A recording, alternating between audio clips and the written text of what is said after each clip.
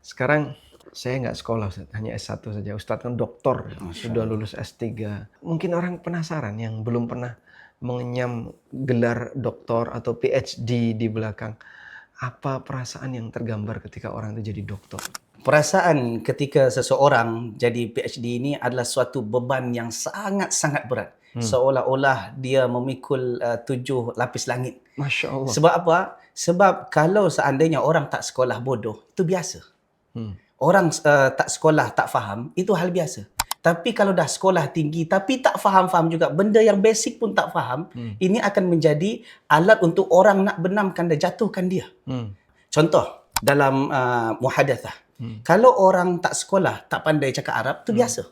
Tapi ini dah doktor, tak pandai cakap Arab, maka itu orang akan jatuhkan dia. Dah PhD, tapi tak pandai bahasa Arab, kan lain. Doktor Quran. Kalau orang tak doktor, tak hafal Quran, tak ada masalah. Ini dah doktor Quran, tapi tak hafal Quran, ini akan jadi beban. Tambah lagi, orang awam sebenarnya, dia bukan tengok pun engkau nak bidang apa, nak bidang apa, nak bidang apa. Tak.